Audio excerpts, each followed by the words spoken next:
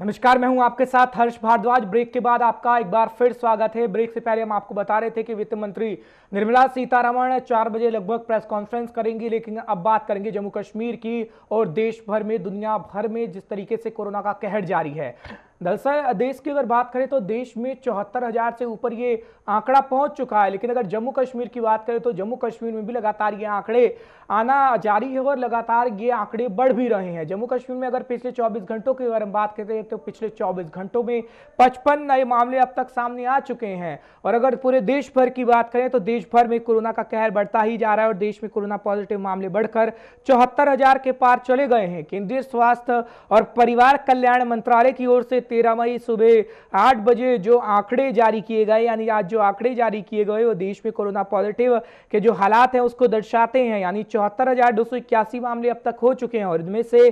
47,480 मामले एक्टिव हैं। देश में अब तक कोरोना के 24,386 मरीज ठीक भी हो चुके हैं, जो एक राहत भरी खबर भी है। जबकि अगर हम बात करें बीते 24 घंटे की तो बीते 24 घंटे में कोरोना के 3,525 नए मामले सामने आए हैं। यानी हम देख रहे हैं बड़ी तेजी से कोरोना का संक्रमण बढ़ रहा है। पूरे देश की हम बात कर रहे हैं। इसके बाद जम्मू कश्मीर का भी आपको आंकड़ा दिखाएंगे। जम्मू कश्मीर से संवाददाता जुड़ेंगे और पूरी जानकारी देने की कोशिश करेंगे। लेकिन पूरे देश भर की बात करें तो पूरे देश में बड़ी तेजी से जो है आंकड़े बढ़ रहे हैं।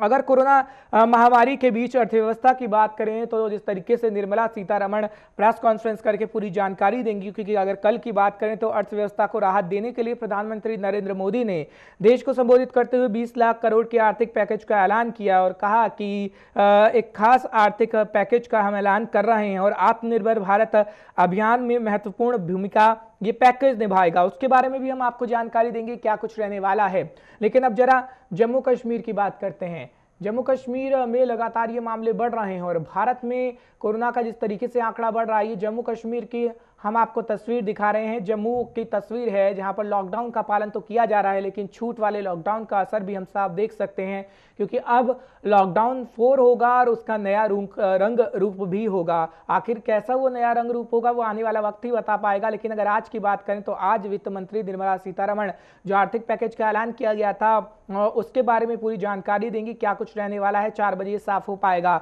सीधे चलते हैं हमारे senior news editor Vinod Kumar के पास, जो इस वक्त जम्मू से हमारे साथ जुड़े हुए हैं। विनोद, सबसे पहले बात करते हैं कोरोना के कहर की, फिर आगे की चर्चा करेंगे। कोरोना की अगर बात करें, लगातार मामले बढ़ रहे हैं। जम्मू में कोई नया मामला निकलकर सामने आया? क्योंकि बीते 24 घंटों की अगर हम बात करें तो बीते 24 घंटों में 55 नए मामले निकलकर सामने आए हैं। क्या कुछ खबर? ये सबसे बड़ी फिगर है। अभी तक जम्मू प्रोविंस की बात करें तो 34 एक्टिव पॉजिटिव मामले हुए ये अपने आप में। और कल का दिन बड़ा ही खतरनाक था। 13 नए मामले आए हैं जम्मू प्रोविंस में, जिसमें 2 रियासी से है, 4 सांबा से है और बाकी 7 जो है वो कटरा से है और कठुआ से है। तो ये बड़ी चिंता का विषय है। और मुझे लगता है कि वैसे हम पहले भी चर्चा करते रहे कि जैसे जैसे बाहर गए हुए हमारे लोग वापस आएंगे, चाहे वो मजदूर हो, चाहे वो स्टूडेंट्स हो, कोई भी हो, जैसे जैसे आएंगे उनकी सैंपलिंग होगी और सैंपलिंग के बाद मुझे ऐसा लग रहा था कि वो तादाद बढ़ेगी और ऐसा ही सामने आ रहा है, तादाद बढ़ी। और जितने भी पॉजिटिव केसेस आए हैं उनकी अगर ट्रेवल हिस्ट्री देखा जाए तो वो दूसरे राज्यों में, अगर सांबा की बात करें तो जो 3 लोग, 4 टोटल आए हैं, एक महिला है, 3 ड्राइवर थे वो पंजाब में ऑपरेट करते थे, जो वापस आए उनको क्वारंटाइन सेंटर में रख करके सैंपल लिया गया और सैंपल के बाद वो पॉजिटिव पाया गया। ऐसे ही एक महिला, गर्भवती महिला, उसका जो पति है वो ड्राइवर है बताया जाता है। तो अब उसके पति और बाकी सारे रिश्तेदारों को भी सैंपलिंग, उनकी भी सैंपलिंग भी होगी, उनको भी क्वारंटाइन किया जाए। ऐसे ही जो बसोली में केसेस आए हैं या बिलावर में या डिस्ट्रिक्ट कठुआ में आए हैं वो भी सबके सब है। लेकिन जो रियासी में एक केस आया हर्ष, वो एक एम्प्लॉइज है म्युनिसिपल कमेटी का और बड़ा हेल्दी एम्प्लॉई है, उसमें कोई ऐसे सिम्टम विम्टम नहीं दिख रहे थे। लेकिन उन्होंने रूटीन में डिसाइड किया था कि कमेटी के जितने भी एम्प्लॉइज हैं उनके रोजाना 5-5 एम्प्लॉइज के टेस्ट लिए जाएंगे, जिसमें वो पॉजिटिव आया। अब मामला यह है कि वो सब एम्प्लॉइज के साथ, सब मेंबर्स के साथ घूमता था, बाजार में भी घूमता था। कितने लोगों को क्वारंटाइन किया जाएगा, कितने लोगों को सर्वेलेंस में रखा जाएगा, ऑब्जर्वेशन में रखा जाएगा, ये एक इशू बना हुआ है। लेकिन किया जा रहा है। वाली बात सामने आ रही है कि हम देख रहे हैं कि बहुत हेल्दी होता है व्यक्ति, लेकिन उसमें कोरोना के संक्रमण आ जाते हैं। और ये मामला सिर्फ जम्मू कश्मीर में नहीं, दिल्ली में देख रहे हैं, हम महाराष्ट्र में देख रहे हैं, तो ये चौंकाने वाला है। राज्यों के मुख्यमंत्री भी लगातार ये कह रहे हैं कि ऐसे मामले ज्यादातर सामने आए हैं, राजधानी दिल्ली में तो बहुत ज्यादा हैं। तो क्या कुछ इसके लिए किया जाना चाहिए? सरकारें काम कर रही हैं लगातार। देखिए, सबसे ज्यादा खतरनाक ये होता है कि जिसमें सिम्टम्स नहीं होते हैं और उसका उस बॉडी का इम्यून सिस्टम बड़ा मजबूत होता है, जिसके कारण वो सिम्टम्स बाहर नहीं आ पाते हैं। और ये कितना घातक होगा आप खुद अंदाजा लगा सके। वो अगर खुद को बिल्कुल स्वस्थ मानता है, हेल्दी मानता है, तो वो पेनिट्रेट भी करेगा, जगह जगह जाएगा, लोगों से मिलेगा भी। लेकिन जब उसका रैंडमली उसका टेस्ट होता है तो वो पॉजिटिव पाया जाता है, तो फिर वो चीजें इतनी खतरनाक हो जाती है कि आप उसका अनुमान नहीं लगा सकती कितनी घातक हो सकती है। जैसे रियासी वाली इसकी बात कर रहे हैं, वो सभी मेंबर से भी मिलता था, एम्प्लॉय से भी मिलता है, सबसे बाजारों में घूमता है। तो अब ये दिक्कत हो गई है। सिम्टम्स वाले केस में सारी चीजें पता चल जाती हैं कि आप उसको अपने पास ले आओगे, आप उसकी क्वारंटीन करोगे, उसकी सैंपलिंग करोगे। अनफॉर्चुनेटली जिसके पास सिम्टम्स नहीं है और वो पॉजिटिव आता है, वो सबसे खतरनाक होगा। जी हर्ष जी, अब जरा अर्थव्यवस्था की बात करते हैं, क्योंकि हमने प्रधानमंत्री को देखा कि कल उन्होंने आर्थिक पैकेज का ऐलान किया, 20 लाख करोड़ रुपए आर्थिक पैकेज का ऐलान किया। लेकिन निर्मला सीतारमण आज प्रेस कॉन्फ्रेंस करेंगी। विनोद, 4 बजे के करीबन निर्मला सीतारमण प्रेस कॉन्फ्रेंस नजर करती आएंगी, तो कितना अहम ये रहेगा, क्या कुछ इसमें रहने वाला होगा? देखिए हर्ष, ये जो 20 लाख करोड़ का पैकेज है अभूतपूर्व है। इससे पहले कभी इस तरह का पैकेज नहीं दिया गया और बड़ी बात यह कि इस तरह का वायरस पहले कभी आया भी नहीं है। लेकिन इस पैकेज में सभी वर्ग को ध्यान में रखा गया है और उसमें जो ट्रांसपेरेंसी की जरूरत थी, यानी पैकेज का कितना मध्य वर्ग में जाएगा, निम्न वर्ग में जाएगा, एमएसएमई में कितना जाएगा, इसको डिटेल में आज निर्मला सीतारमण जो फाइनेंस मिनिस्टर है वो हमें बताएंगे। तो उसके बाद स्थितियां काफी कुछ स्पष्ट हो जाएंगी। लेकिन ये बात बिल्कुल तय है कि जिस तरीके से इस पैकेज की घोषणा की गई है और जिस तरीके से इस पर फोकस किया गया है कि अपने स्वदेशी प्रोडक्ट जो है वो आप उस स्वदेशी प्रोडक्ट को खरीदे, उसकी पब्लिसिटी करें, इससे साफ जाहिर होता है कि अगर जीडीपी का आपने 10% हिस्सा आपने पैकेज के रूप में दिया है, तो अपनी जीडीपी को मजबूत करने के लिए आपने लोकल प्रोडक्ट को तरजीह देना शुरू किया। और आपने देखा जिस तरीके से पैकेज की घोषणा हुई है, आज शेयर बाजार में भी हल्की हलचल शुरू हो गई है। तो कहीं ना कहीं इसका फायदा होगा आने वाले दिनों में। और इस वक्त जो दिक्कतें आम लोगों की और जो दिक्कतों से उभारने के लिए बूस्टर का काम ये पैकेज करेगा। जी हर्ष। विनोद, ये पैकेज राहत का काम तो करेगा, लेकिन हम देख रहे थे, अगर बात करें पिछले दिनों के भी राहत पैकेज का ऐलान अलग अलग मुख्यमंत्रियों ने भी किया। मजदूरों के लिए नरेगा का पैसा भी उत्तर प्रदेश के मुख्यमंत्री ने डाला। लेकिन जम्मू कश्मीर की बात करें या फिर अलग अलग राज्यों की बात करें, क्या ये मजदूरों के पास सीधा सीधा पैसा पहुंचेगा? क्योंकि मजदूर वर्ग एक ऐसा वर्ग होता है जिसके पास सीधा पैसा पहुंच नहीं पाता। हम देखते हैं कि पहले की अगर तस्वीर देखें तो पहले भी ये देखा गया है कि उनको पैसा सीधा नहीं पहुंच पाता है। 5 रुपए हैं तो 1 रुपया उन्हें मिल रहा है। देखिए हर्ष, अब थोड़ा थोड़ा ये नहीं मैं कहता है कि 100% बदलाव आया है, किसी हद तक बदलाव आया है। प्रधानमंत्री ने जब जनधन योजना की शुरू की थी, जनधन खाते खुलवाने की बात की थी, तब लोग खिल्ली उड़ाते थे कि ये पता नहीं कहां से पैसा आया। लेकिन आज हमने देखा इस संकट की घड़ी में जिन लोगों ने जनधन योजना के तहत अपने खाते खुलवाए थे, डायरेक्ट उन खातों में हजार रुपए आए हैं।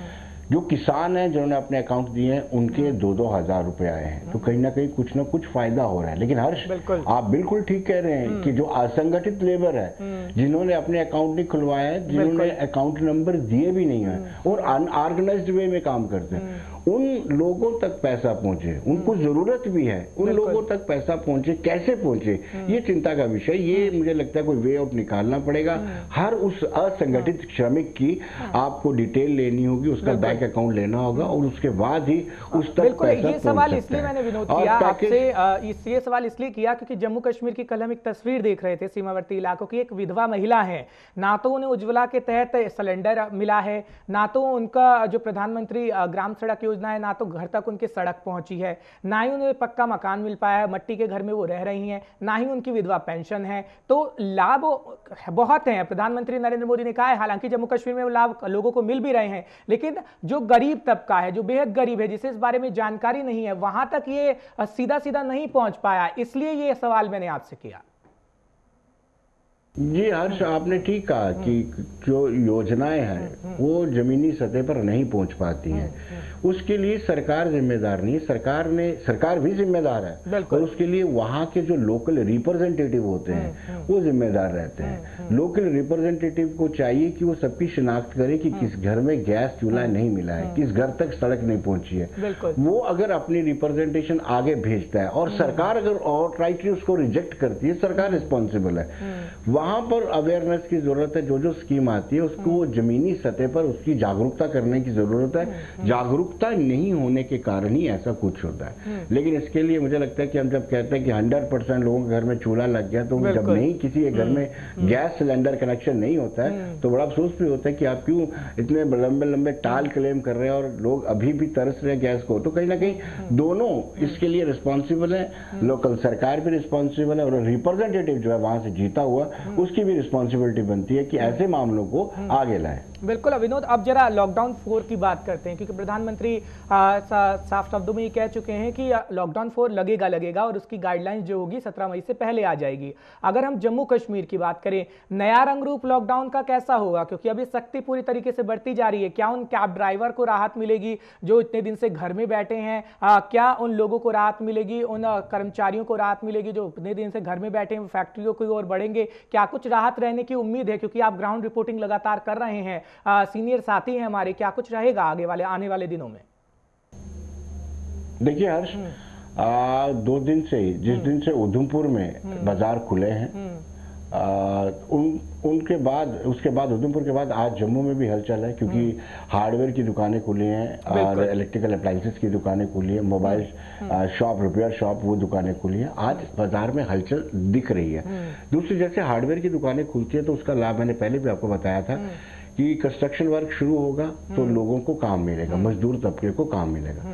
ऐसे मुझे लगता है कि बदले हुए मिजाज के साथ जो 4th लॉकडाउन शुरू होगा तो उसमें काफी सारी रियायतें दी जाएंगी। लेकिन ये तय है कि जो गैदरिंग वाली, सोशल गैदरिंग वाली बात होगी, स्कूल्स की बात होगी, धार्मिक जो कार्यक्रम होंगे वो फिलहाल नहीं होंगे, और जो चीजें खुलेंगी भी उस पर ज्यादा कंसंट्रेशन होगा कि आपने सबसे ज्यादा जो देखने की जरूरत होगी वो ट्रांसपोर्ट सिस्टम को होगी, क्योंकि हम देखते हैं जब भी बस में लोग चढ़ते हैं, जब बस आती है इंतजार कर रहे हैं तो बड़ी तेजी से लोग जाते हैं। सोशल डिस्टेंसिंग का वहां पर पालन करना बेहद जरूरी होगा, क्योंकि हम देख रहे हैं सोशल डिस्टेंसिंग को मेंटेन करना कितना जरूरी है। तो ट्रांसपोर्ट सिस्टम के लिए क्या कुछ नियम बनाए जाएंगे? देखिए, पब्लिक ट्रांसपोर्ट खुलेगा ये नहीं अभी पता नहीं है कि 4th लॉकडाउन में खुलेगा या नहीं खुलेगा, लेकिन ऑटो और टैक्सी चालक ये चल सकते हैं। ऑटो का चलना आज भी शुरू हो चुका है हल्का हल्का, और जब टैक्सी को लेकर के पहले से ही हर प्रोटोकॉल तय हो चुका है कि एक ड्राइवर होगा और एक ही सवारी पीछे बैठेगी, 2 यार्ड का जो डिस्टेंस रहेगा। तो लेकिन जो अब पब्लिक ट्रांसपोर्ट खुलेगा तो उसमें मुझे लगता है कि सोशल डिस्टेंसिंग फॉलो कर पाना बड़ा कठिन होगा। लेकिन आप पब्लिक ट्रांसपोर्ट को ज्यादा देर तक बंद भी नहीं रख सकते, क्योंकि जरूरत की चीजें हैं ये। तो कहीं ना कहीं इसको लेकर के सोशल डिस्टेंसिंग मेंटेन करनी पड़ेगी, या हर एक स्टेट का, जैसे अपना स्टेट रोड ट्रांसपोर्ट कॉर्पोरेशन होता है, पहले शुरुआत दौर में उसी को चलाया जाएगा, उसके बाद प्राइवेट वाहनों को अनुमति दी जाएगी। जो JKSRTC होंगी, जहां बाकी जगह की जो कॉर्पोरेशन रहती हैं, जब बाकी स्टेट की, वो एक प्रोटोकॉल तय करेंगी। 1-2 दिन वो चले, उसके बाद दूसरे जो लोकल गाड़ियां हैं उनको भी इससे पता चल जाएगी किस तरीके से सवारी को बिठाना है, डिस्टेंस कितना मेंटेन करना है। और पब्लिक ट्रांसपोर्ट को खोलना पड़ेगा, क्योंकि इसको ज्यादा देर तक रोका नहीं जा सकता। जब आप यूनिट्स खोलेंगे, इंडस्ट्री लगाएंगे, इंडस्ट्री तक पहुंचने के लिए लोगों को पब्लिक ट्रांसपोर्ट की जरूरत पड़ेगी। जी बिल्कुल, बहुत बहुत शुक्रिया विनोद, पूरी तमाम जानकारी देने के लिए, हमारे साथ साझा करने के लिए। तो जिस तरीके से विनोद बता रहे थे कि ट्रांसपोर्ट अगर सिस्टम खोला जाएगा तो बहुत चुनौती भरा होगा, क्योंकि हम देखते हैं कि किस तरीके से पहले की जो तस्वीर थी, ट्रांसपोर्ट सिस्टम को खोलना बेहद चुनौतीपूर्ण होगा। अब जरा कश्मीर की हम बात करेंगे, क्योंकि कश्मीर में भी लगातार ये मामले बढ़ रहे हैं और कश्मीर में भी चुनौतीपूर्ण है। जम्मू की तस्वीर तो हम आपको लगातार दिखा रहे हैं, कश्मीर की भी बात करेंगे कि कश्मीर में लगातार ये आंकड़े बढ़ रहे हैं। और कश्मीर की अगर हम बात करें तो कश्मीर के लघु उद्योग जो हैं, कुटीर उद्योग जो हैं, उनको भी राहत मिलने की उम्मीद है, क्योंकि आर्थिक पैकेज का ऐलान जिस तरीके से किया गया है, निर्मला सीतारमण 4 बजे प्रेस कॉन्फ्रेंस भी करेंगी और तब तमाम बातें निकलकर सामने आएंगी, हम आपको अपडेट भी करते रहेंगे। लेकिन अगर कश्मीर की बात करें, कश्मीर की सड़कों पर सन्नाटा है, लॉकडाउन का असर साफ देखा जा सकता है। ये कश्मीर की तस्वीरें हैं, श्रीनगर की तस्वीरें भी हम आपको लगातार दिखाएंगे, कहां कहां कैसे कैसे हालात है, क्योंकि कश्मीर में बात करें तो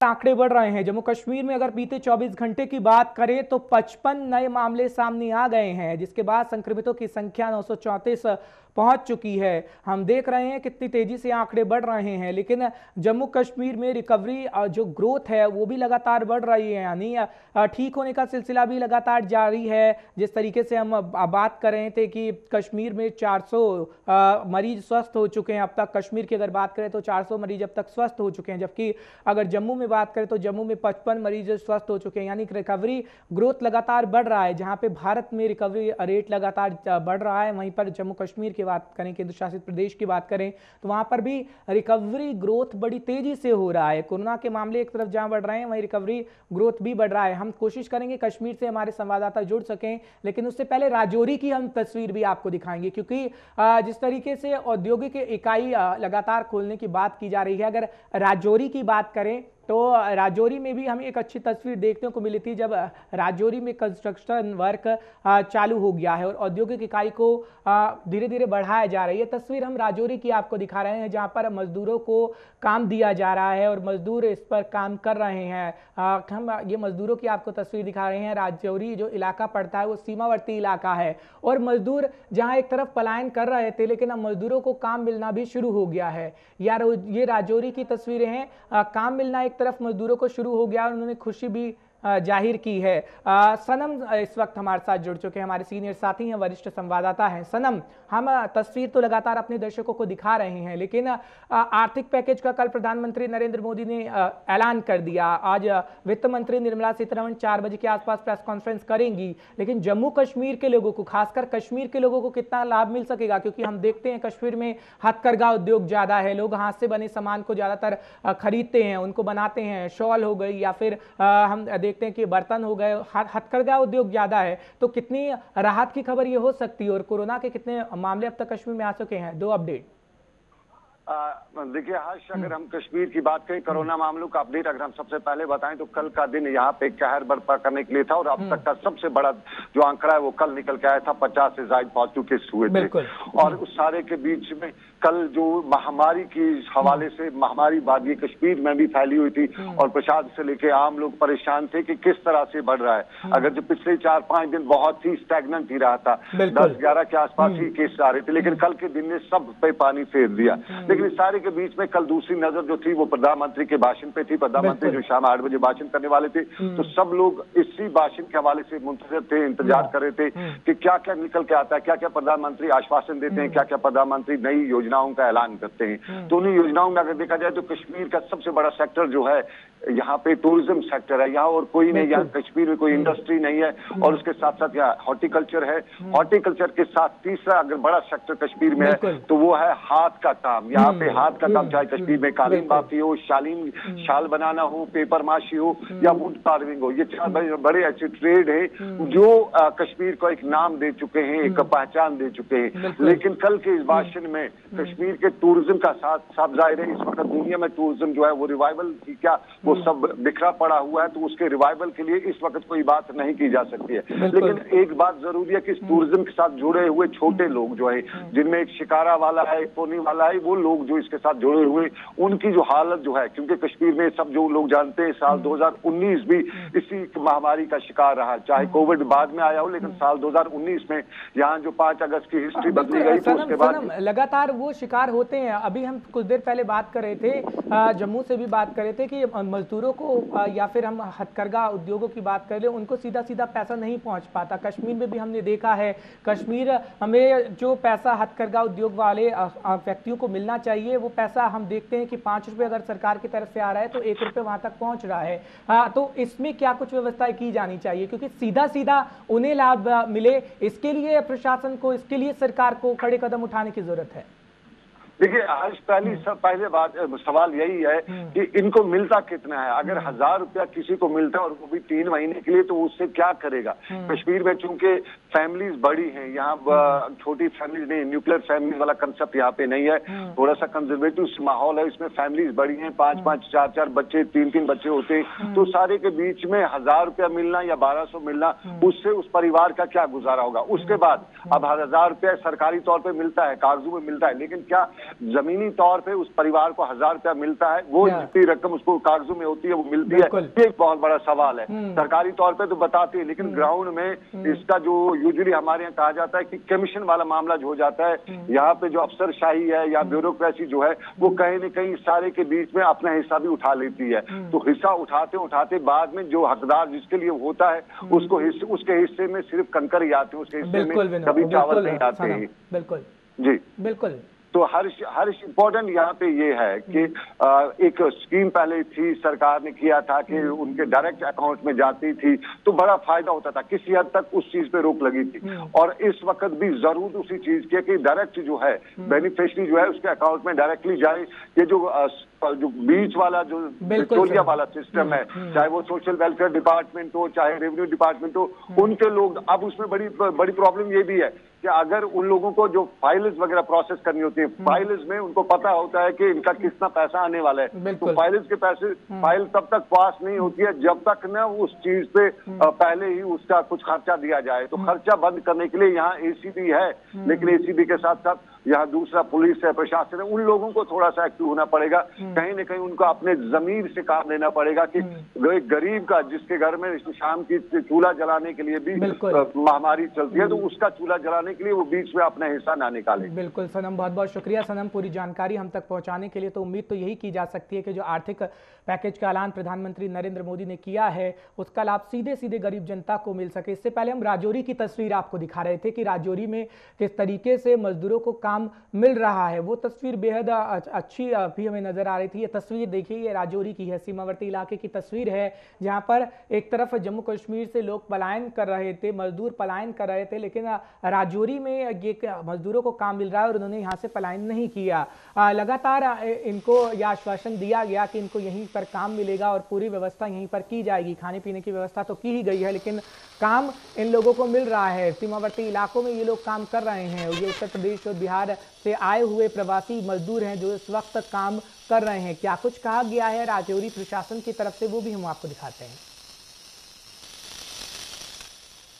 तो इसको काफ़ी टाइम हो गया, तकरीबन 2 महीने हो गए। 2 महीने में काफ़ी अवेयरनेस जो है वो गवर्नमेंट ने सोशल मीडिया के थ्रू और हर तरीके से लोगों तक पहुंच किया और हर आदमी आज अवेयर हो गया है कि हमें सोशल डिस्टेंसिंग रखनी है और हमें इस कोरोना को किस तरीके से हराना है, उसके मुताबिक ही वो लोग अवेयर हैं और खुद ही अपना ख्याल रख रहे हैं। तो हम भी उस प्रोटोकॉल का पूरा ख्याल रख रहे हैं।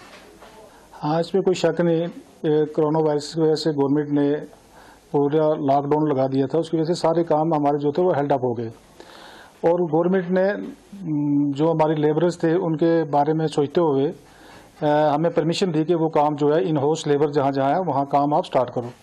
उसी ज़िम्मन में हमारे काम जो है वो कुछ काम हमें डीसी साहब की परमिशन के साथ हमने स्टार्ट किए और उससे हमें काफ़ी सारे जो लेबरर थे जो जिनकी यहाँ से माइग्रेशन आउट ऑफ स्टेट हो रही थी वो रुक गई और उनको अपनी जगह पर ही, अपनी साइड पर उनको अच्छा काम मिल गया। सर, ये कितनी बड़ी बात है कि इसमें कोई शक नहीं है, मेडिकल कॉलेज की तो हर वक्त इसकी ज़रूरत रहती है। इस सारी चीज़ को देखते हुए हमने अपने एफर्ट्स जो है वो बढ़ा दी हैं और इंशाल्लाह इसको जल्दी कंप्लीट करने की कोशिश करेंगे।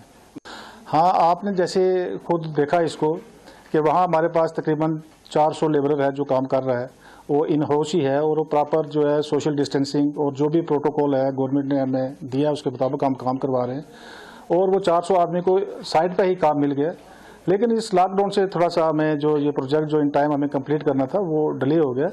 तो इंशाल्लाह अब हम पूरी कोशिश कर रहे हैं कि इसको दोबारा हम करेंगे और जितनी भी लेबर है उसको बड़े अच्छे तरीके से ठेकेदार ने जो भी प्रोटोकॉल के मुताबिक उनको सैलरी भी दे रहा है, उनको राशन भी दे रहा है, उनको सैनिटाइजर्स वगैरह भी दे दिए और सोशल डिस्टेंसिंग का ख्याल रखते हुए जो हमारा काम है अच्छे तरीके से चल रहा है।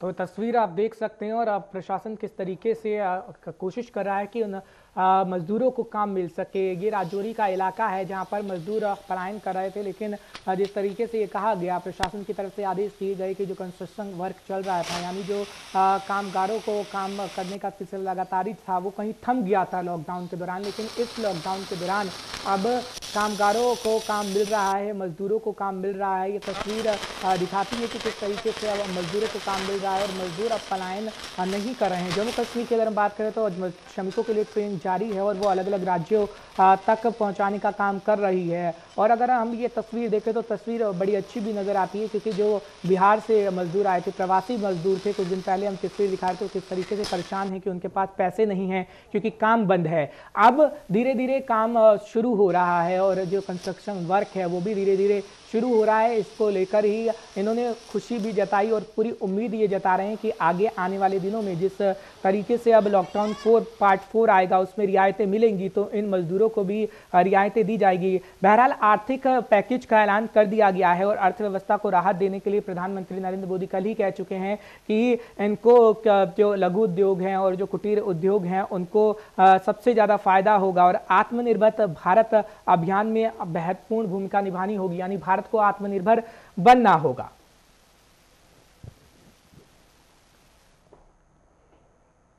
तो हम आपको लगातार अपडेट देते रहेंगे। छोटे से ब्रेक के लिए रुकेंगे, ब्रेक के उस पार भी खबरों का सिलसिला लगातार जारी रहेगा।